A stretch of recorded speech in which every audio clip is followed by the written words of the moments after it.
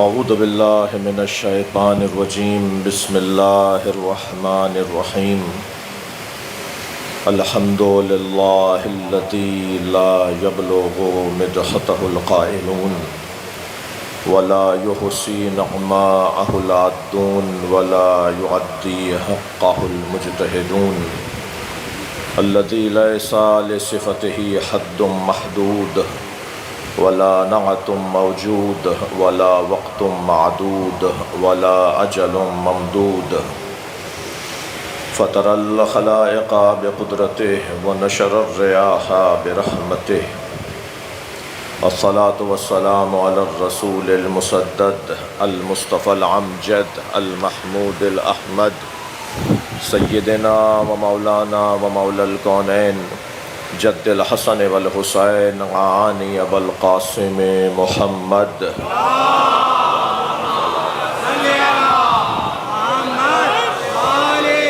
وآلہ الطیبین الطاہرین المعصومین الذین قال اللہ انما يريد اللہ لیذہب عنکم الرجس اہل البیت ویطہرکم تطہیرا اللہم صل علی محمد ولعنة الله على أعدائهم أجمعين من يوم عداوتهم إلى قيام يوم الدين أما بعد قال الحكيم في قرآن الكريم بسم الله الرحمن الرحيم ولو اتبع الحق أهواءهم لفسدت السماوات والأرض ومن فيهن صلوات اللهم صل على مائک اچھا نہیں ہے ابھی ساؤنڈ کل کی طرح نہیں ہے تو یہ پنکھا بند کر دو اس سے فرق نہیں پڑے گا وہاں سے کچھ کریں آواز بہتر نہیں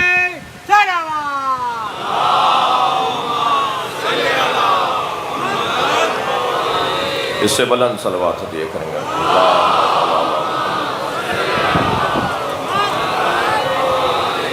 ایک اور بلند صلوات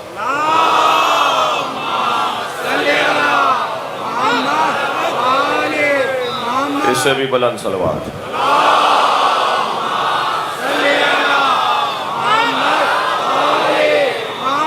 سورہ مبارکہ المومنون آیت نمبر 71 ایک مرتبہ پھر آپ کے سامنے اس آیت کو پڑھا گیا ارشاد حضرت احدیت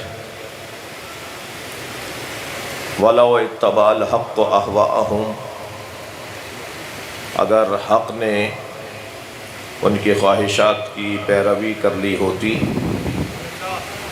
لَفَسَدَتِ السَّمَاوَاتُ وَالْأَرْضُ تو آسمانوں اور زمین وَمَنْ فِيهِنَّ اور جو ان دونوں کے درمیان ہیں وہ سب برباد ہو جاتے ہیں آسمانوں اور زمینوں کی امنیت کو اہل بیت کہا جاتا ہے صلوات عطیہ کریں محمد و آلہ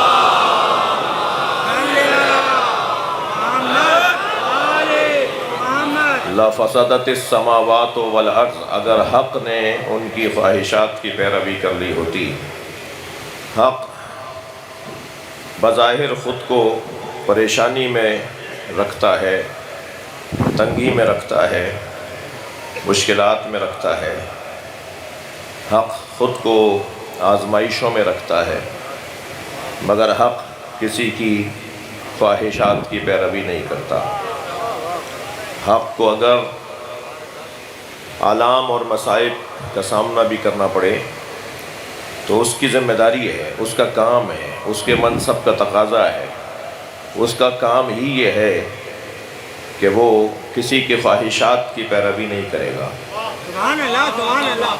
وَشَاوِرْهُمْ فِي الْأَمْرِ وہ اپنے دوستوں سے مشورہ ضرور کرے گا وہ اپنے اصحاب سے پیار کا اظہار کرتے ہوئے ان سے رائے ضرور لے گا مگر یہ نہیں ہوگا کہ اگر خواہشات پر مبنی رائے ہوئی تو یہ اس کی بھی پیروی کرے گا صلوات پڑھیں ذرا محمد و آلہ محمد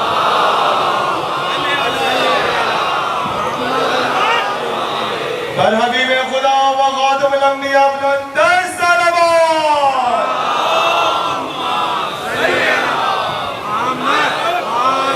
میں اپنے مضمون کی جو اساس ہے، جو بنیاد ہے، جو مقصد ہے اس مضمون کا، وہ اپنے محترم سننے والوں کے سامنے رکھ رہا ہوں۔ قرآن مجید نے قاعدہ یہ دیا ہے، قرآن مجید نے فارمولہ یہ دیا ہے کہ سب حق کے پیچھے چلیں گے، حق کسی کے پیچھے نہیں چلے گا۔ اور عزیزان گرامی، یہی منزل بیان شاید ہے کہ میں آپ کو حدیث ہدیہ کر دوں کہ سرکار دو جہاں نے ارشاد فرمایا الحق مع علی۔ بھائی توجہ بڑھائیے، میں فضائل پڑھ رہا ہوں۔ الحق مع علی وعلی مع الحق، حق علی کے ساتھ ہے اور علی حق کے ساتھ ہے۔ اگر یہ کہہ کر سرکار خاموش ہو گئے ہوتے، حضرت نے سکوت فرمایا ہوتا، حضرت رک گئے ہوتے، تب بھی میرا اور آپ کا مقصد یا الجھن دور نہ ہوتی، اس لیے کہ ہم تو حق کی تلاش میں ہیں۔ اور یہاں تک کہ حدیث میں حضرت فرما رہے ہیں کہ حق علی کے ساتھ ہے اور علی حق کے ساتھ ہے، پھر بھی واضح نہیں ہو پا رہا کہ علی کس کے ساتھ ہے اور کون علی کے ساتھ ہے۔ بھائی تھوڑی توجہ اور بڑھائیں گے، میں نتیجہ دے رہا ہوں۔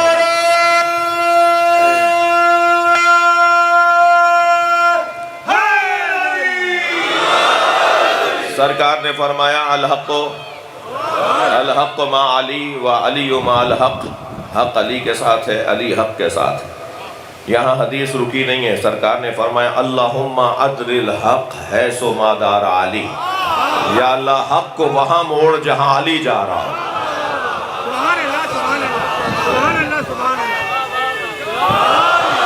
یا اللہ حق کو وہاں موڑ جہاں علی جا رہا ہو۔ اب بھی بات جو ہے وہ کسی حد تک تشنا ہے۔ ایک صلوات اور پڑھیں محمد و آل محمد۔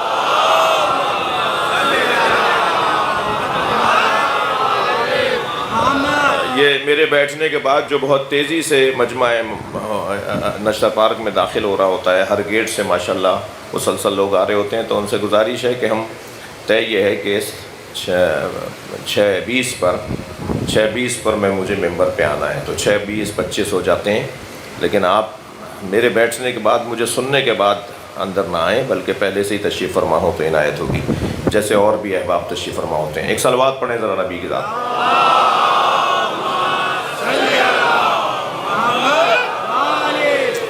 بات روشن ہے نا؟ تھوڑا سا میرا مجمع میرے ساتھ ہے، آپ کی توجہات میرے ساتھ ہیں، تو بات بہت روشن ہے کہ حق نبی فرما رہے ہیں، حق علی کے ساتھ ہے، علی حق کے ساتھ ہے، یا اللہ حق کو وہاں موڑ جہاں علی جا رہا ہو۔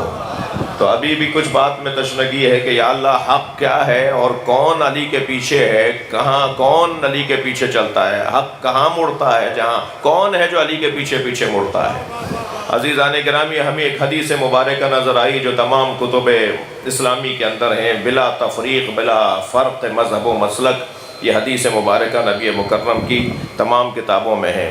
سرکار فرماتے ہیں فاطمہ تو بضعۃ منی، فاطمہ میرا ٹکڑا ہے، من اذاہا فقد اذانی، جس نے اسے اذیت پہنچائی اس نے مجھے اذیت پہنچائی، جس نے اسے راضی کیا اس نے مجھے راضی کیا۔ کسوٹی اور قاعدہ اور قانون یہ ہے کہ فاطمہ بی بی کی رضایت ہی نبی کی رضایت ہے، فاطمہ بی بی کی ناراضگی ہی نبی کی ناراضگی ہے، اور فاطمہ کا عدد اور حق کا عدد ایک ہی ہے۔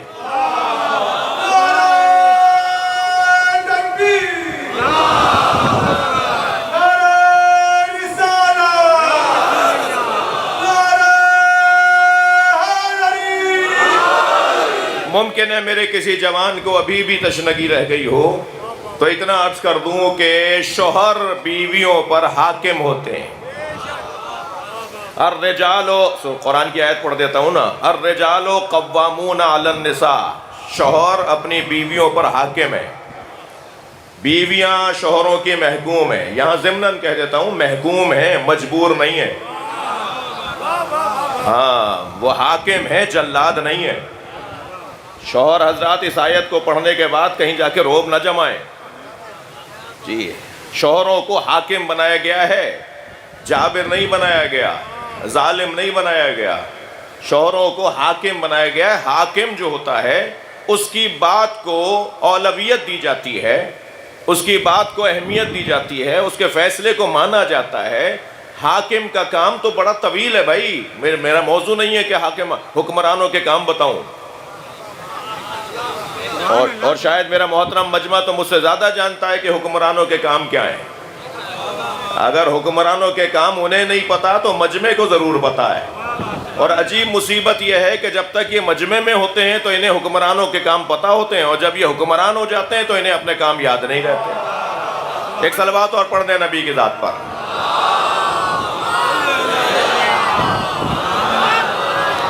ایک اور بلند صلوات۔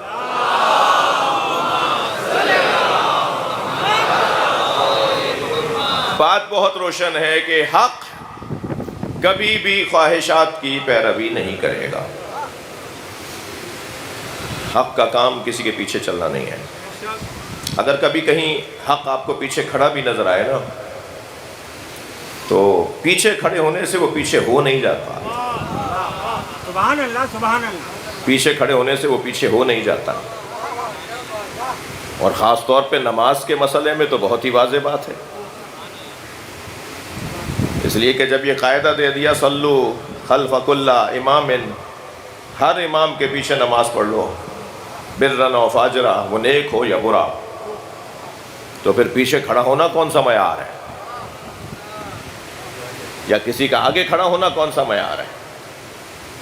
جی مجھے جواب دیا ہے ایک ہمارے عزیز مفتی صاحب نے، بہت اچھا لگتا ہے۔ میں اگر مجھے کبھی کوئی میرے کسی خطاب، کسی جملے پر کوئی کہیں سے جواب آتا ہے، آپ یقین جانیے کہ دسیوں مثالیں ہو چکی ہیں کہ میں انہیں فون کر کے شکریہ ادا کرتا ہوں کہ ایسا ماحول بناؤ بھائی، ایسا ماحول بناؤ۔ ہماری بات پر اگر آپ کو کوئی اعتراض ہے تو جواب دو۔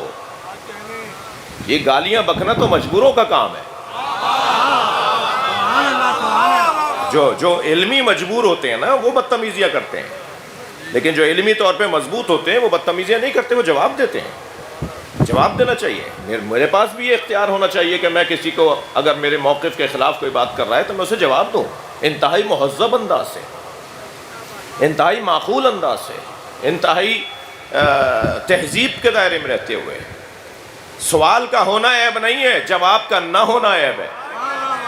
سبحان اللہ، سبحان اللہ۔ یہ کوئی بات اچھی نہیں ہے کہ صاحب کیوں سوال اٹھا لیا، کیوں انہوں نے ایسی بات کر دی۔ نہیں، ان کا حق ہے، جتنا سوچنے کا مجھے حق ہے، جتنا بولنے کا مجھے حق ہے، ایسے کسی اور کو بھی ہے۔ لہٰذا پیار سے، محبت سے، آرام سے، رافت سے، شفقت سے بات ہونی چاہیے۔ جی تناؤ کھچاؤ کی کوئی ضرورت نہیں ہے۔ آج یونیورسٹی کے اندر سبیل کا ایک مسئلہ ہوا ہے، میں نہیں چاہ رہا اس پہ اس وقت کوئی تبصرہ کروں۔ مرکزی عزاداری فورم ایک ہم نے تشکیل دیا تھا جس میں ہماری ساری جماعتیں، تقریباً 14 کراچی میں موجود تنظیموں کے نمائندگان موجود ہیں، یہاں بھی وہ عزیز تشریف فرما ہے اس وقت۔ مجھے امید ہے کہ آج وہ مسئلہ حل ہونا چاہیے۔ دیکھیے، اگر آپ کو سبیل کے بارے میں، کسی مجلس کے بارے میں، کسی ہماری مثلاً کہیں نوحہ چل رہا ہے اس کے بارے میں اگر آپ کو شکایت مل رہی ہے، آپ کو اسے بند کروانا ہے، تو یہ آپ کو اجازت نہیں دیں گے کہ آپ بے حرمتی کریں۔ لبیک یا حسین، لبیک یا حسین، لبیک یا حسین، لبیک یا حسین، لبیک یا حسین۔ بے حرمتی کی اجازت نہیں ہے۔ آج آپ نے سبیل کے برتن اٹھا کے پھینکے ہیں، وہ کالے کپڑے وہاں سے پھینکے ہیں۔ میں اپنے شخصیات کو آپ لوگوں سے کہہ رہا ہوں، ان کو اتنی جرأت نہ دیجیے، کل یہ آپ کے علموں میں ہاتھ ڈالیں گے، کل یہ آپ کے ذوالجنہ پہ ہاتھ ڈالیں گے، کل یہ آپ کے ممبر پہ جا کے ہاتھ ڈالیں گے۔ انہیں جرأت کس نے دی ہے؟ انہیں یہ اجازت کس نے دی ہے؟ انہیں چاہیے تھا FIR کاٹ دیتے، گرفتار کرو بھائی، اٹھا لو نا انہیں جن کے خلاف تمہیں کوئی شکایت ملی ہے، مگر بدتمیزی کرنے کی اجازت نہیں دی جائے گی۔ میں زیادہ اس سے زیادہ نہیں بولنا چاہتا، میرا مقام بھی نہیں ہے کہ میں اپنے دوستوں کو محل اور موقع نہ دوں کام کرنے اور بات کرنے کا، ان کا کام ہے۔ ہمارے مرکزی تنظیم عزاداری، مرکزی تنظیم جعفری الائنس، پاک محرم اور دیگر شخصیات اور رابطہ کر رہے ہیں۔ امید ہے کہ اس طرح کے افسر کو ایسی تنبیہ کی جائے گی جو آئندہ اس طرح کی کوئی جرت نہ کرے، اور نہیں ماحول خراب نہیں ہونے دو۔ بہت اچھا، آج چوتھا دن شروع ہوا تھا، آپ نے آج چوتھے دن ہی جو ہے وہ بدتمیزیاں شروع کر دیں، اور اس افسر کے بارے میں تو معلوم ہوا ہے کہ پہلے بھی اس طرح کی حرکتیں کرتا رہا ہے، یا اور جگہوں پر بھی اس سے اس طرح کی شکایات موجود ہیں۔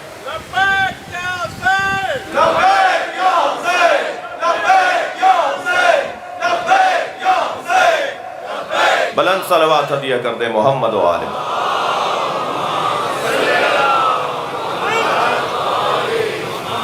میں نے کوئی 2 گھنٹے پہلے پیغام دیا تھا، اگر مجھے اس کا مثبت جواب مل گیا ہوتا تو میں آج اس وقت یہاں بات نہیں کرتا، مگر آپ نے ہمارے قوم کے بعض شخصیات نے اپنی حیثیت ہی گنوا دی ہے نا۔ آپ کی بات میں یہ ہمارے مقدسات کا مسئلہ ہے، یہ ہمارے احترام کا مسئلہ ہے۔ طریقہ سے اپناؤ، رویہ اپنے ٹھیک کرو، انداز کو اپنا بہتر بناؤ۔ جی یہ اسرائیل نہیں ہے، یہاں نتن یاہو ہمیں کوئی پسند نہیں ہے۔ اپنے رویوں کو اچھا کرو۔ ایک صلوات پڑھیں ذرا محمد و آل محمد۔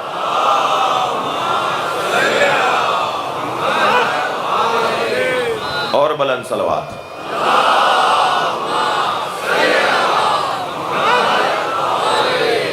بات بہت روشن ہے۔ تو ایک بزرگ نے، محترم نے، میرے عزیز ہیں، میرے ساتھ ہمارا ان کا ٹیلی ویژن پروگراموں میں بھی ساتھ رہتا ہے، ویسے بھی رابطہ رہتا ہے، انہوں نے مجھے جواب دیا کہ یہ جو دلیل دی ہے نا فلاں نے کہ حضرت عیسیٰ امام مہدی کے پیچھے نماز پڑھیں گے، موضوع آپ کے ہاتھ میں ہے۔ توجہ، آپ واپس پلٹ کر آ گئے، آپ مضمون پر، آپ سے پوچھ رہا ہوں، مضمون پر پلٹ کے آ گئے آپ؟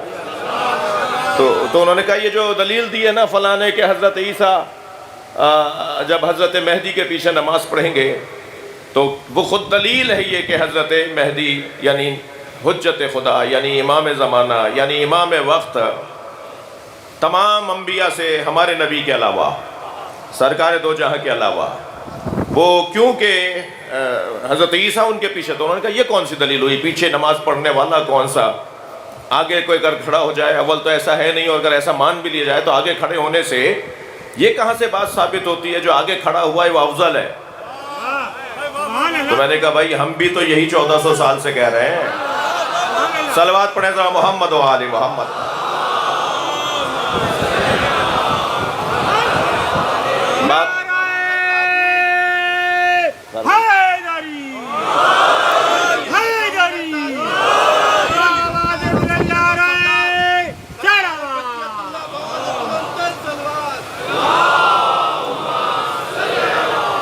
تو میرے عزیزو، بات آپ کے ہاتھ میں ہے، مضمون آپ کے ہاتھ میں ہے کہ حق کبھی بھی خواہشات نفسانی کی پیروی نہیں کرتا۔ اب حق ہے کیا؟ حق ہے کیا؟ کیسے پہچانیں گے کہ حق کیا ہے؟ دیکھیے، ہمیں نہ خلق کرنے کا اختیار ہے، یعنی ہم خالق نہیں ہیں،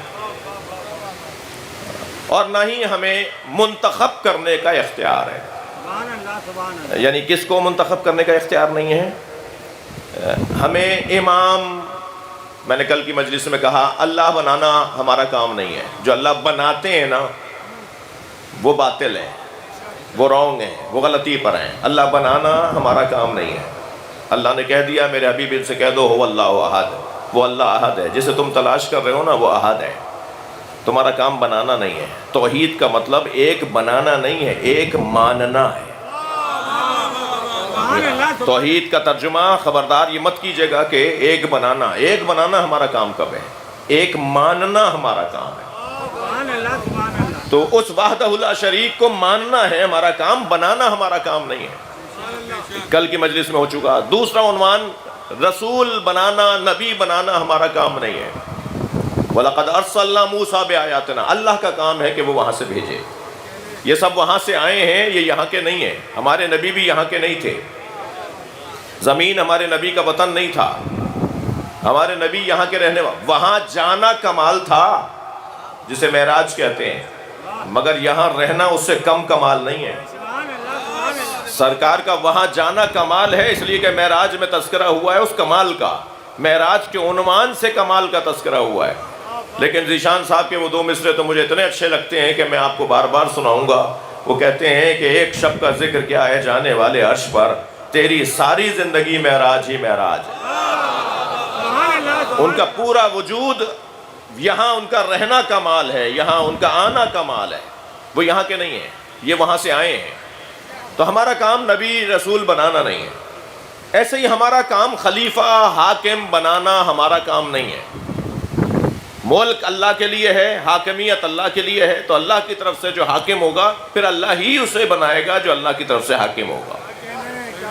اور یہ جو ہمارے حکمران ہیں یہ اللہ کی طرف سے نہیں ہے، انہیں عوام نے منتخب کیا ہے تو عوام اتار بھی دیتی ہے۔ ایسا ہی ہے نا، جمہوریت کا تو یہ مطلب ہے کہ ایک مرتبہ وہ آ گئے حاکم بن کر، ایک مرتبہ وہ حاکم بن گئے۔ عوام نے حاکم بنایا تھا، ایک مرتبہ ووٹ ڈال کے اور ایک مرتبہ ووٹ نہ ڈال کر حاکم نہیں بنایا۔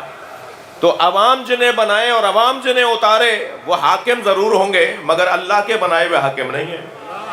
تو اللہ کا جو بنایا ہوا حاکم ہے، نہ انہیں عوام چنتی ہے نہ عوام اتار سکتی ہے۔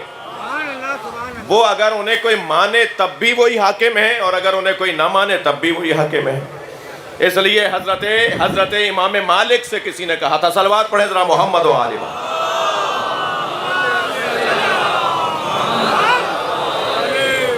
کہ ذرا صحابہ کرام کے فضائل تو سنائے۔ امام مالک نے کیا شان سنائی صحابہ کرام کی رضوان اللہ تعالیٰ علیہم رضی اللہ تعالیٰ عنہم۔ امام مالک نے صحابہ کرام کے فضائل پڑھے، اور فضائل پر فضائل، اور پھر صحابہ کرام میں بعض شخصیت کو تو نام لے کر امام مالک نے فضائل پڑھے۔ تو جب وہ خاموش ہوئے تو کسی نے کہا آپ نے علی کی بات نہیں کی، تو انہوں نے کہا تم نے صحابہ کی بات کہی تھی، جان نبی کی بات نہیں کی تھی۔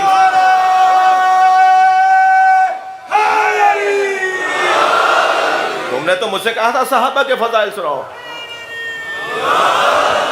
علی تو جان نبی ہے، علی تو نفس نبی ہے، علی میں تو اہل بیت مصطفیٰ ہے۔ اور پھر یہ کہہ کر جو انہوں نے فضائل پڑھے ہیں، ایک صلوات اور پڑھے محمد و آل محمد۔ تھک تو نہیں رہے نا میری باتوں سے آپ؟ مجھے بعض دوستوں کے چہرے نظر نہیں آ رہے، کہیں روشنی ہے کہیں روشنی نہیں ہے، یہ تو آپ تھوڑی سی گردن ہلاتے رہیے تاکہ مجھے لگے کہ آپ میری بات سن رہے ہیں۔ تو حضرت امام مالک نے مولا علی کے فضائل پڑھے، وہ فضائل بڑے شاندار فضائل ہیں۔ اس میں ایک جملہ سنانے کا جو اس وقت میرے مضمون میں ہے، وہ فرماتے ہیں میں جملہ کہہ رہا تھا کہ لوگوں کے بنانے پر امام بنتا نہیں ہے، لوگوں کے اتارنے سے امام رہتا نہیں ہے، یعنی اسے وہ امام نہیں رہے گا، یہ نہیں ہو سکتا۔ نہ لوگ بناتے ہیں نہ لوگ اتارتے ہیں، ایسا ہی ہے۔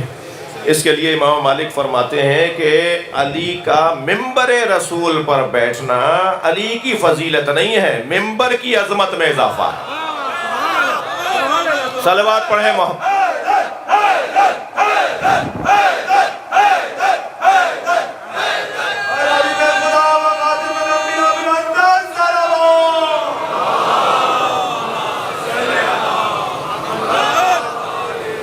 توجہ کر رہے ہیں آپ؟ تو بھائی کیوں؟ اب سورہ مبارکہ عنکبوت اللہ ارشاد فرما رہا ہے، ان اللہ یخلق ما یشاء، اللہ جسے چاہتا ہے اسے خلق کرتا ہے، اللہ جو چاہتا ہے اسے خلق کرتا ہے، اللہ جسے چاہتا ہے اسے خلق کرتا ہے، وہ یختار، اور جسے چاہتا ہے اسے منتخب کرتا ہے۔ یہ کہہ کر پروردگار عالم نے اپنی بات کو روکا نہیں ہے۔ اللہ ارشاد فرماتا ہے وَمَا كَانَ لَهُمُ الْخِيَرَةُ، اور یاد رہے لوگوں کو یہ حق نہیں ہے کہ وہ کسی کا انتخاب کریں۔ میرے محترم لوگ ذرا میرے ساتھ ترتیب کے ساتھ چلیں، میری ترتیب بیان کے ساتھ آپ کی توجہات رہیں۔ سب سے پہلے تو اللہ نے یہ اعلان کر دیا کہ اللہ خلق کرتا ہے، تھک تو نہیں رہے آپ؟ اللہ خلق کرتا ہے، اس نے اعلان کر دیا کہ اللہ ہی انتخاب کرتا ہے، اللہ کا کام ہے وہ انتخاب کرے، منتخب کرنا اللہ کا کام ہے۔ انتخاب کرنا اللہ کا کام ہے۔ اور پھر کہتا ہے ما کان لہم الخیرہ، اور لوگوں کو یہ اختیار نہیں ہے، انسانوں کو یہ اختیار نہیں ہے کہ وہ اپنے لیے کسی کو منتخب کریں۔ ہاتھ جوڑ کر کہوں اللہ سے، یا اللہ یہ تو نے خلق تو نے کیا، یہ تیرا کمال ہے، لیکن اختیار ہمیں دے دیتا کہ ہم انتخاب بھی کر لیتے، ہمیں انتخاب کرنے کا بھی اختیار دے دیتا۔ تو پروردگار عالم نے کیا جواب دیا ہے؟ اب ایک اور آیت کے اندر پروردگار عالم جواب دیتا ہے وَرَبُّكَ يَعْلَمُ مَا تُكِنُّ صُدُورُهُمْ۔ تم اس لیے منتخب نہیں کر سکتے کہ اللہ ہی تو جانتا ہے نا سینوں میں کیا گزر رہا ہے۔ سبحان اللہ، سبحان اللہ، سبحان اللہ، سبحان اللہ۔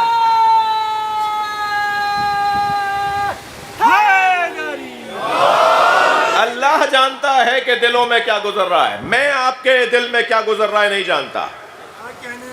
آپ میرے دل میں آپ کے لیے کیا گزر رہا ہے، یا زید یا عمر بکر کے لیے میرے ذہن میں کیا آ رہا ہے، میرے دل میں کیا آ رہا ہے، آپ نہیں جانتے۔ ہم کسی کے دلوں میں سینوں میں نہیں بیٹھے ہوئے، ہمیں لوگوں کے نیتوں کا نہیں پتا، ہمیں لوگوں کی نیتوں کا نہیں پتا، کسی کو کسی کی نیت کا نہیں پتا۔ قرآن مجید میں اللہ اعلان فرما رہا ہے، اللہ اکبر، وَرَبُّكَ يَعْلَمُ مَا تُكِنُّ صُدُورُهُمْ۔ اللہ جانتا ہے کہ سینوں میں کیا چھپا ہوا ہے، وَمَا يُعْلِنُونَ، اور اللہ جانتا ہے کہ یہ بول کچھ اور رہا ہے، سوچ کچھ اور رہا ہے۔ یہ والی بات، یعنی کوئی آدمی ہمارے سامنے کوئی بات کرے، ہم سمجھتے ہیں کہ یہ جو بول رہا ہے وہی سوچ بھی رہا ہے، جو اس کے دل میں ہے وہی اس کی زبان پر ہے، لیکن پروردگار عالم نے یہ قاعدہ دیا کہ نہیں، تم یہ جان ہی نہیں سکتے کہ اس کے دل میں کیا گزر رہا ہے۔ اب آپ اس قاعدے قانون کو لے لیجئے، جب ہمیں نہیں پتا کہ کس کی نیت کیا ہے، ہمیں نہیں پتا اس کے سینے میں کیا گزر رہا ہے، اس کی سوچ کیسی ہے، تو ہم اسے کیسے منتخب کر سکتے ہیں جسے ہم جانتے ہی نہ ہوں۔ سبحان اللہ، سبحان اللہ۔ کتنا بڑا قاعدہ ہے، کتنا بڑا قانون ہے، اور اسی قانون اور اسی قاعدے سے ہٹ کر جب امت چلتی ہے تو روزانہ مسئلے ہو رہے ہیں یا نہیں؟ سبحان اللہ۔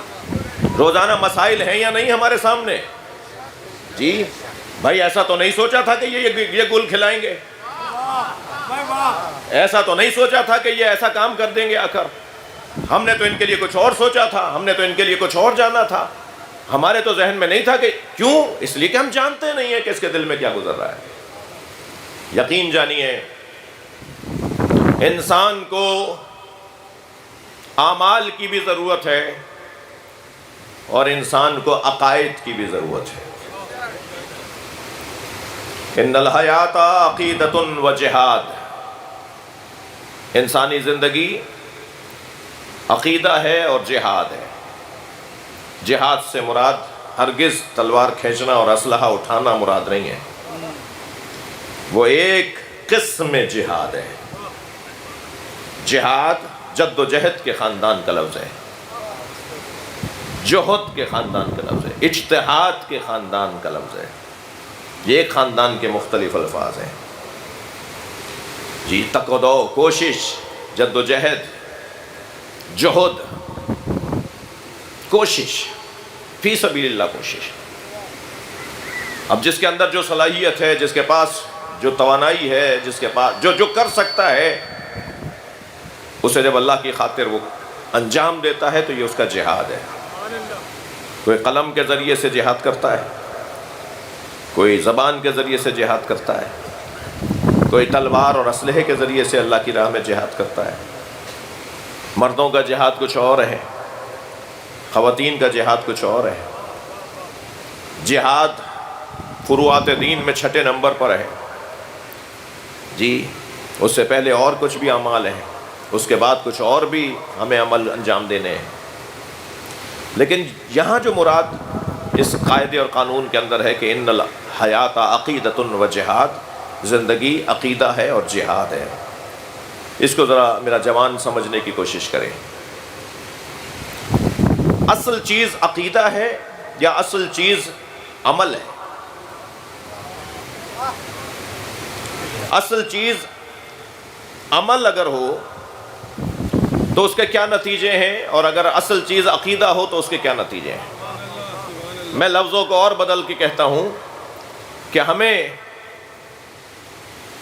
اعمال کی بنیاد پر جنت میں درجے ضرور بڑھتے ہوئے ملیں گے، مگر جنت اعمال کی بنیاد پہ نہیں ملے گی۔ اللہ کرے میں اپنی بات کو پہنچا سکوں۔ جنت کا تعلق اعمال کی بنیاد پر نہیں ہے۔ جنت میں 8 درجے ہیں، دوزخ میں 7 درجے ہیں۔ جنت کے 8 درجے ہیں، دوزخ کے 7 درجے ہیں۔ یہ درجے کیوں ہیں بھائی؟ اگر ایک ہی جنت ہے تو پھر یہ 7 درجوں کا کیا مطلب جی؟ اور پھر جنتوں میں بھی ایک ایسی جنت ہے جس کا ایک ہی درجہ ہے، جیسے حسین کہتے ہیں، جیسے سورہ مبارکہ فجر کے اندر پروردگار عالم نے ارشاد فرمایا وَادْخُلِي فِي جَنَّتِي۔ صلوات پڑھیں ذرا محمد و آلہ۔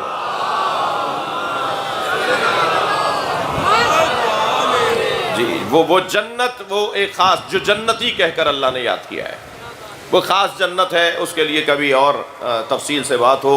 حسین اس کے اندر پیغامات ہیں، حسین اس کے اندر معارف اور مفاہیم پوشیدہ ہیں۔ بات میں یہ عرض کر رہا ہوں کہ اعمال کے بغیر جنت کے درجے نہیں ملیں گے، اور عقیدے کے بغیر جنت نہیں ملے گی۔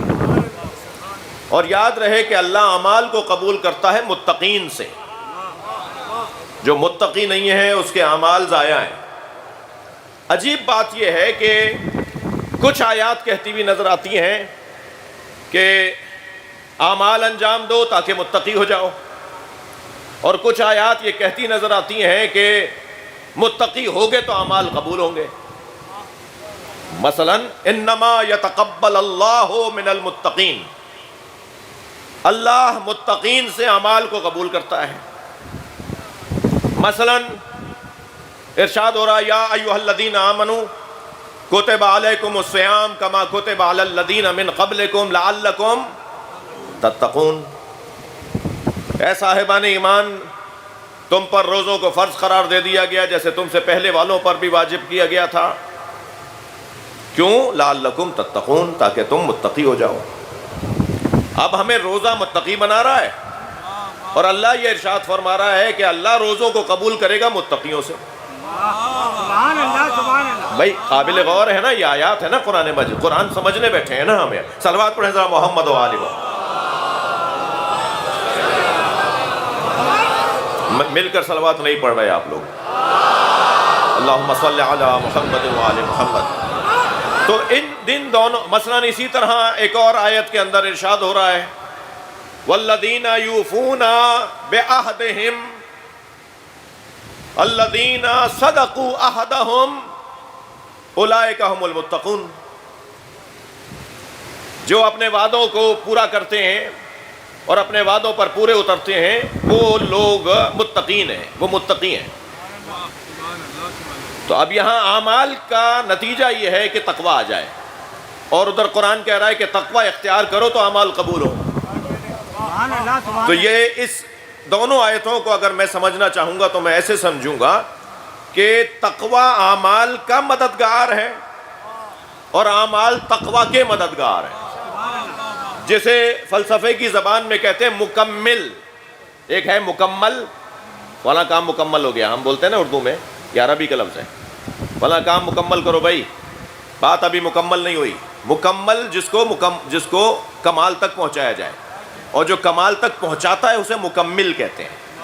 یعنی لام پر زبر کی جگہ زیر لگا دیجئے تو اس میں فاعل ہو جائے گا، زبر لگا دیجئے تو اس میں مفعول ہو جائے گا۔ صلوات پڑھیں ذرا محمد و آلہ۔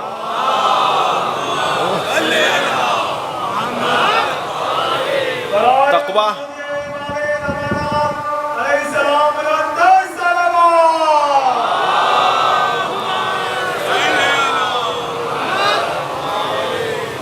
تقوی کے ذریعے سے اعمال قبول ہوں گے، اعمال کے ذریعے سے تقوی بڑھتا چلا جائے گا۔ چلیں آپ کی تسلی کے لیے ایک اور آیت بھی اپنے مدعا پہ دلیل دے دیتا ہوں جی۔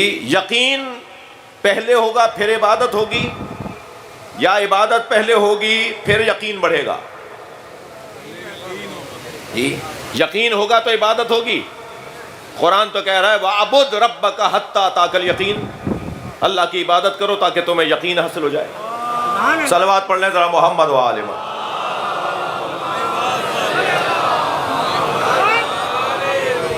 صلوات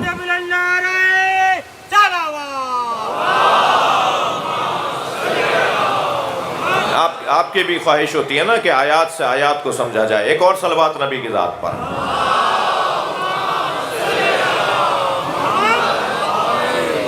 تو یہ عبادت اتنی کرو. وَعْبُدْ رَبَّكَ، اتنی عبادت کرو اللہ کی، اتنی عبادت کرو اللہ کی. حَتَّى أَتَاكَ الْيَقِينَ، عبادت یقین تک پہنچائے گی. عبادت یقین تک پہنچائے گی. مجمع آمادہ ہے جملہ لینے کو. عبادت یقین تک پہنچائے گی. میری آپ کی ساری زندگی ہمیں یقین تک پہنچانے میں لگے گی. میری اور آپ کی ساری عبادتیں ہمیں یقین تک پہنچانے میں صرف ہوں گی.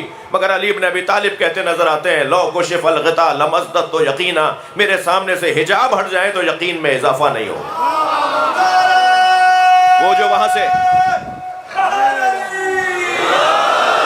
جو وہاں سے صاحب یقین بنا کر بھیجا گیا وجود ہے، جو وہاں سے سجا کر بھیجا گیا وجود ہے، جو یہاں آ کر کسی سے پڑھنے والے نہیں ہیں بلکہ اللہ نے جنہیں پڑھا کر بھیجا ہو، ان کی کیفیت اور امت کی کیفیت میں فرق ہوگا.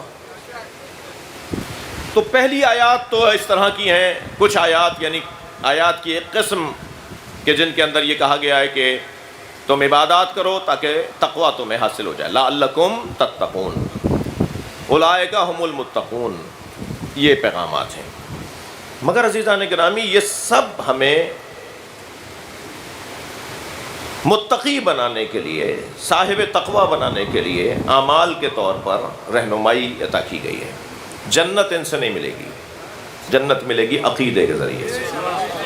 لہٰذا جہاں جہاں قرآن مجید کے اندر عقیدے کا ذکر آیا ہے نا، وہاں فلاح کی بات آئی ہے، تقوی کی بات نہیں آئی. یعنی کامیابی، جنت. مثلا ارشاد ہو رہا ہے یا ایھا الذین آمنوا اتقوا اللہ وابتغوا الیہ الوسیلہ وجاہدوا فی سبیلہ لعلکم تفلحون. اے صاحبان ایمان، تقوی پروردگار اختیار کرو اور وسیلے کو تلاش کرو. یہ جب تم وسیلے کو تلاش کر لو گے تو پھر تمہارے اندر ایک جد و جہد کرنے کی صلاحیت آئے گی اور پھر تم کامیاب ہو جاؤ گے. تقوی کی بات نہیں ہو رہی، وہاں جنت کی بات ہو رہی ہے، وہاں فلاح کی بات ہو رہی ہے، وہاں کامیابی کی بات ہو رہی ہے. یا ایسے ہی ایک اور جگہ پر پروردگار عالم ارشاد فرماتا ہے فالذین آمنوا بہ وعذروہ ونصروہ واتبعوا نور الذی انزل معہ اولئک هم المفلحون. وہاں بھی وسیلے تک پہنچو گے تو جنت ملے گی. صلوات پڑھیں ذرا محمد و آل محمد. وہاں بھی وسیلے تک پہنچو گے تو جنت ملے گی. اور یہاں کیا کہہ رہا ہے قرآن کا، اللہ کا کلام؟ فالذین آمنوا بہ، جو میرے نبی پر ایمان لائے. توجہ، جو میرے نبی پر ایمان لائے. وعذروہ، اور جنہوں نے میرے نبی کی تعظیم کی. وَنَصَرُوهُ، جنہوں نے میرے نبی کی مدد کی. وَاتَّبَعُوا نُورَ الَّذِي أُنزِلَ مَعَهُ، اور جنہوں نے اس نور کی اتباع کی جو میرے نبی کے ساتھ آیا ہے. اولئک هم المفلحون. وہ نور کون سا ہے جس کی اتباع کی جائے گی؟ وہ نور کون سا ہے جس کی؟ بھائی بہت زیادہ ٹائم تو، بہت زیادہ مجھے مقدماتی گفتگو کرنے کی ضرورت نہیں ہے. ایک ہی حدیث ہدیہ کر دوں تو میرا مدعا روشن ہو جائے گا. سرکار فرماتے ہیں انا وعلی من نور واحد.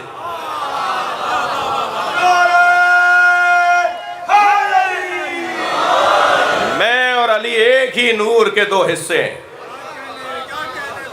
وہ نور کون سا نور ہے جو نبی کے ساتھ آیا ہے اور اس کی اطاعت نہیں، اتباع. تھوڑی گردن ہلا دو، بڑی مہربانی. اطاعت نہیں، اتباع. اس لیے کہ اطاعت قول اور فعل دونوں میں.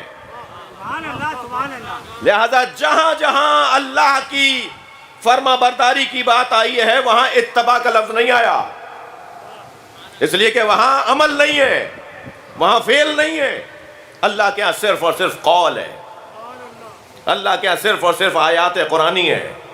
اللہ کے بارے میں جہاں جہاں فرما برداری کی بات آئے گی وہاں لفظ اطاعت آئے گا. لیکن رسول اللہ کے بارے میں، مولا علی کے بارے میں، ائمہ اہل بیت کے بارے میں، جہاں جہاں اولی الامر کے بارے میں جہاں جہاں بات آئے گی وہاں اتباع کی بات بھی آئے گی اور کبھی اطاعت کی بات بھی آئے گی. اتباع صرف اور صرف فعل کے اندر ہے اور اطاعت قول اور فعل دونوں میں ہے. لہذا اللہ کے لیے لفظ اطاعت اور رسول اللہ کے لیے اطاعت بھی اور اتباع بھی. اب ذرا اس مقدمے کے ساتھ اس آیت کو دوبارہ سنیے. فَالَّذِينَ آمَنُوا بِهِ وَعَدَّرُوا وَنَصَرُوا وَاتَّبَعُوا وَاتَّبَعُوا اتَّبَعُوا وَاتَّبَعُوا نُورَ الَّذِي أُنزِلَ مَعَهُ, اور اس نور کی اتباع جو نبی کے ساتھ اترا ہے اس نور کو علی کہتے ہیں. اور جو نبی کے ساتھ اترنے والے نور کی اتباع کرے اولئک هم المفلحون, جنت انہی کے لیے.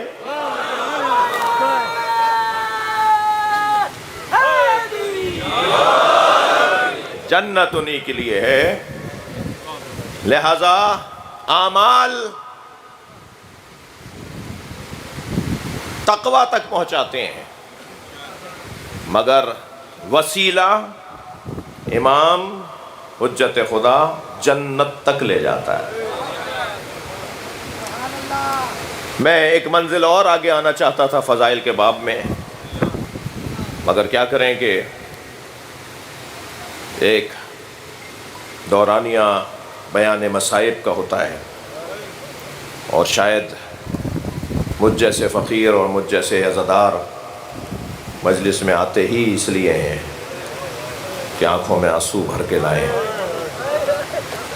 شاید میرے اس فضائل کے باب سے کچھ لوگوں کو اختلاف ہو, کہیں کہ نہیں مولانا کی بات ہم نہیں مانتے, یہاں بیٹھے ہوئے یا بعد میں سننے والے کہیں. مگر جو اب بات کرنے جا رہا ہوں نا اس سے کسی کو اختلاف نہیں ہے. کربلا میں زہرا کا گھر اجڑ گیا, یہ کیسی گفتگو ہے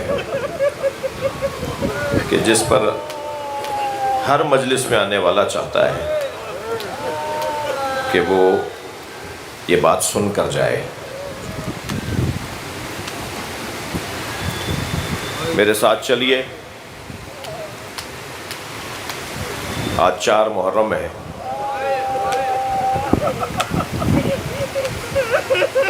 امام حسین کے اصحاب جن پر امام حسین نے فخر کیا ہے,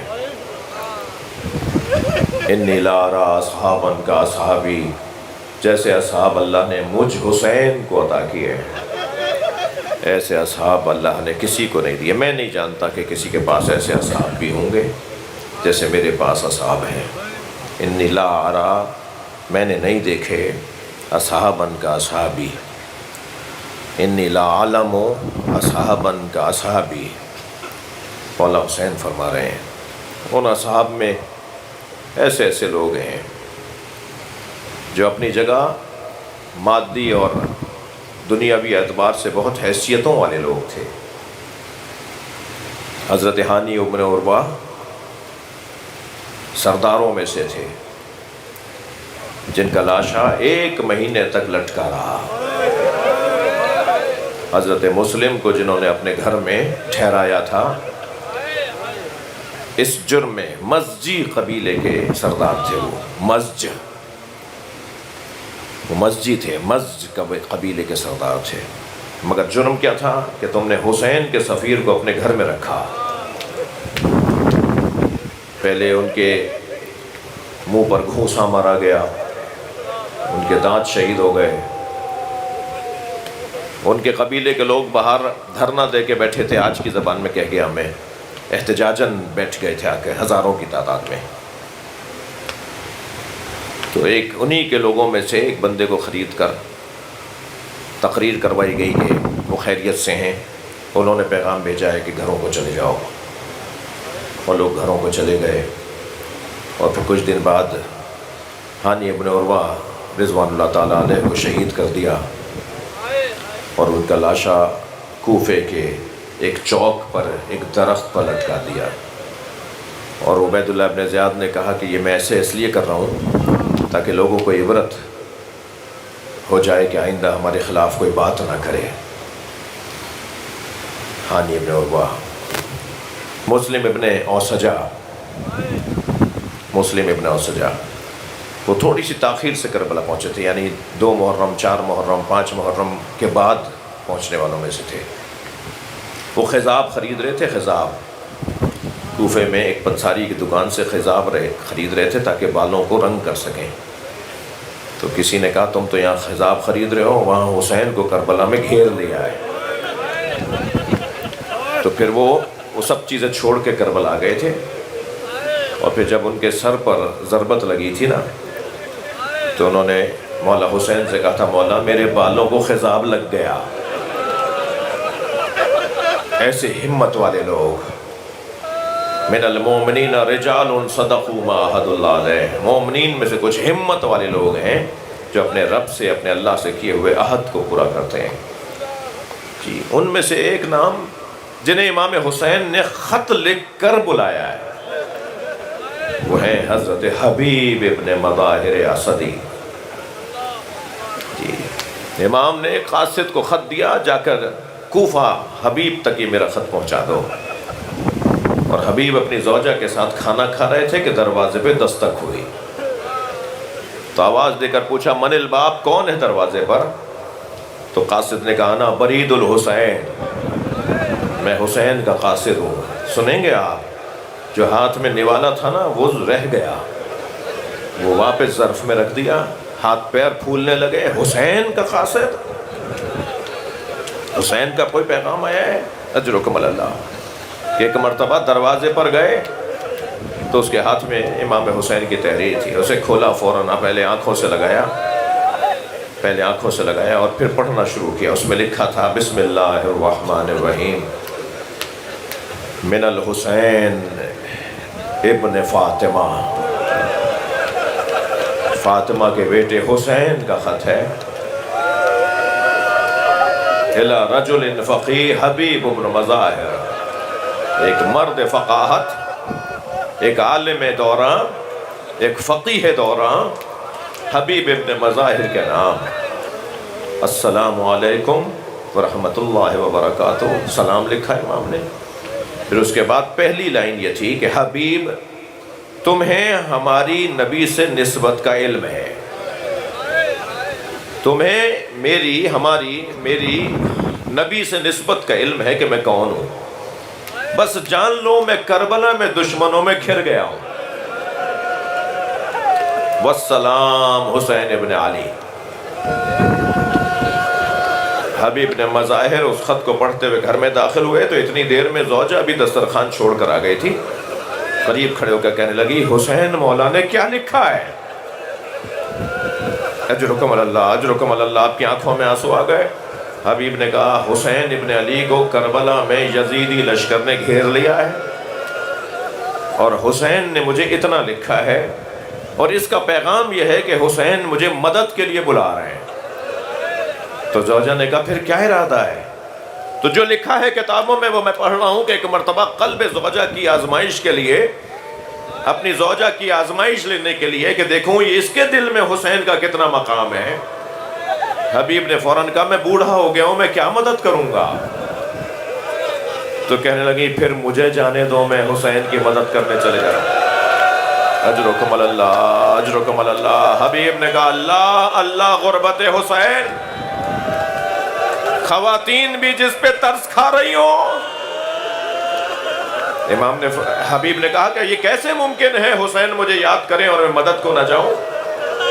اپنے غلام کو بلایا اور کہا فوراً گھوڑا تیار کرو اور فلاں جگہ پر جا کے کھڑے ہو جاؤ، اس لیے کہ حالات پرآشوب ہیں، کہیں مخبری نہ ہو جائے، کہیں راستے میں رکاوٹیں نہ آ جائیں، مجھے جانے سے روک نہ دیا جائے، فلاں جگہ جا کے کھڑے ہو جاؤ، میں کچھ بے راہوں سے اور غیر مانوس رستوں سے ہوتا ہوا تم تک پہنچوں گا، اور پھر میں اس پہ بیٹھ کے حسین مولا کی مدد کو چلا جاؤں گا۔ غلام کتنی محنت سے، کتنے چاؤ سے گھوڑے کو تیار کرنے لگا اور لے جا کے کھڑا ہو گیا وہاں اس جگہ جہاں حبیب نے بتایا تھا کہ وہاں جا کے کھڑے ہو جاؤ۔ روایت کہتی ہے کہ حبیب کو پہنچنے میں تاخیر ہوئی تو غلام گھوڑے سے کہہ رہا تھا کچھ دیر اور دیکھتے ہیں، کچھ دیر اور دیکھتے ہیں، اگر میرا مولا حبیب نہ آیا تو میں تیری پشت پر بیٹھ کر حسین کی مدد کرنے جاؤں گا، حسین ابن فاطمہ کی مدد کرنے جاؤں گا۔ حبیب کی آنکھوں میں آنسو آ گئے۔ حبیب نے کہا اللہ اللہ غربت، فرمایا تو نے میرے مولا حسین سے محبت کا اظہار کیا ہے، میں اسی بات پر تجھے آزاد کر رہا ہوں، یہی کافی ہے کہ میں تجھے آزاد کر دوں، تو میرے مولا کا چاہنے والا ہے۔ تو وہ غلام قدموں میں گر گیا اور کہنے لگا مولا ساری زندگی آپ کی خدمت کی ہے اور اب آل رسول کی خدمت کا وقت آیا ہے، مجھے آزاد نہ کریں، مجھے اپنے ساتھ کربلا لے چلیں۔ حبیب نے اپنے ساتھ ہی گھوڑے پر اسے بٹھایا اور دونوں کربلا کی طرف روانہ ہوئے، اور ادھر کوفے کی طرف سے گرد اٹھنا شروع ہوئی۔ ادھر حسین نے اپنی کرسی چھوڑ دی، آواز دی علی اکبر آؤ میرا بھائی آ رہا ہے، عباس آگے بڑھو میرا مہمان آ رہا ہے۔ تمام جوانان بنی ہاشم، تمام اصحاب حسینی نے حضرت حبیب کا استقبال کیا۔ امام نے بڑھ کر حبیب ابن مظاہر کو گلے لگایا، اور ابھی امام اور حبیب میں گفتگو ہو رہی تھی کہ جناب فضہ برابر میں آ کھڑی ہوئی اور فرمانے لگی مولا حسین زینب نے حبیب کو سلام بھیجا۔ میں نے یہ مقتل میں پڑھا، حبیب نے اس جملے کے سننے پہ سر سے عمامہ اتار دیا، کہاں ہم امتی اور کہاں علی کی بیٹی مجھے سلام بھیجے۔ اجرکم اللہ۔ حبیب ابن مظاہر نے مولا حسین کے لیے چند اصحاب ایسے تھے جن سے امام حسین کو خاص شغف تھا، خاص محبت کا اظہار فرماتے تھے، خاص اپنائیت کا اظہار فرماتے تھے امام حسین۔ ان میں ایک زہیر قین تھے، ان میں ایک حضرت حبیب ابن مظاہر تھے، مسلم ابن اوسجہ تھے۔ میرے مولا نے حبیب کو جب بھی آ کر کہا نا مولا مجھے جانے دیں، تو حبیب کو روک دیتے تھے، حبیب ابھی اور رک جاؤ، حبیب ابھی اور رک جاؤ۔ لیکن جب حبیب نے مولا سے اجازت مانگی اور امام نے اجازت دی ایک دفعہ، تو حبیب گئے اور جا کے جہاد کیا۔ اس ضعیفی میں حبیب ابن مظاہر نے، کہتے ہیں یا 80 سال عمر تھی یا حضرت حبیب کی 70 سال عمر تھی، بزرگی تھی حضرت حبیب کی، سفید بال تھے حضرت حبیب کے۔ حضرت حبیب نے جا کر جہاد کیا، اور جہاد کرتے کرتے جب زخموں سے چور زمین پہ گرے اور امام کو سلام آخر کہا، اور امام ان کے بدن پر پہنچے ہیں، ان کا لاشا اٹھایا، کسی اور کو اٹھانے نہیں دیا لاشا۔ آگے بڑھ کر بہت سو نے کہا، بہت سے اصحاب نے کہا مولا یہ لاشا ہم اٹھا لیں، فرمایا نہیں، میرا مہمان ہے، یہ میری محبت میں میرے بلانے پر آیا ہے۔ امام خود لاشا اٹھا کر لے کر آئے، اور پھر اس وقت ایک مرثیہ پڑھا تھا، یا اللہ حسین گواہی دیتا ہے یہ قاری قرآن تھا، یا اللہ یہ حافظ قرآن تھا، میں گواہی دیتا ہوں کہ حبیب بن مظاہر قرآن پہ عمل کرنے والا تھا۔ امام نے حبیب کا لاشا لا کر خیموں میں اور گنج شہیدہ میں رکھ دیا۔ عزادارو 11 محرم کو اسیروں کا لوٹا ہوا قافلہ کوفہ اور شام کی طرف روانہ ہوا۔ نیزوں کی انیوں پر شہیدوں کے سر ہیں، اور خولی کے ہاتھ میں جو نیزہ ہے اس کی انی پہ جو سر ہے وہ حبیب ابن مظاہر کا ہے۔ حبیب ابن مظاہر کا بیٹا قاسم ابن حبیب ابن مظاہر اپنے بابا کے ساتھ کربلا نہیں آ سکا، اس لیے کہ جب حبیب آئے وہ شہر میں نہیں تھا، اور جب واقعہ کربلا گزر گیا تو وہ پہنچا ہے کربلا تو واقعہ گزر چکا تھا۔ اور جب اسے معلوم ہوا رستے میں کہ میرے بابا اور حسین سب شہید ہو گئے، تو اس نے اپنے دوستوں کو جمع کرنا شروع کیا، اور یہ سوچ کر کہ کسی طرح میں بدن جا کے دفنا دوں، اپنے بابا کا سر جا کے لے لوں۔ تو اس نے کیا دیکھا کہ وہ سر اٹھائے ہوئے آ رہے ہیں، اور خولی کے ہاتھ میں نیزے کی انی پر حبیب کا سر ہے۔ قریب جا کر کہا خولی یہ میرے بابا حبیب ہیں، میں ان کا بیٹا قاسم ہوں، یہ سر مجھے دے دے تاکہ میں اسے دفنا دوں۔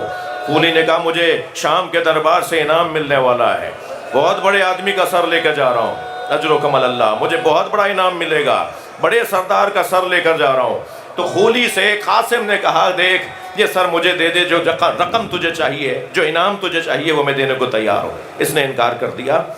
حضرت حبیب ابن مظاہر کا بیٹا قاسم گیا اور دوبارہ سے تیاری کر کے آیا، اور اس نے قافلے پر حملہ کیا۔ بس آخری جملے کہہ رہا ہوں، اس نے قافلے پہ حملہ کیا اور حبیب کا سر لینے میں کامیاب ہوا، اور جو مختلف جگہوں پر اس کے دوست لڑ رہے تھے نا، انہیں آوازیں دے کر کہنے لگا واپس چلو، جس کا جوان بیٹا زندہ ہو اس کے باپ کے سر کو کوئی نیزے پہ نہیں اٹھا سکتا۔ امام سجاد نے اپنی بیڑیاں سنبھالی، امام حسین کے سر کے قریب آئے، بابا یہ سچ کہتا ہے جس کا جوان بیٹا زندہ ہو اس کے باپ کے سر کو کوئی ایسے نہیں اٹھا سکتا مگر آپ کا بیٹا مشیت کا پابند ہے۔ اللہ لعنت اللہ علی الظالمین، فَسَيَعْلَمُ الَّذِينَ ظَلَمُوا أَيَّ مُنْقَلَبٍ يَنقَلِبُونَ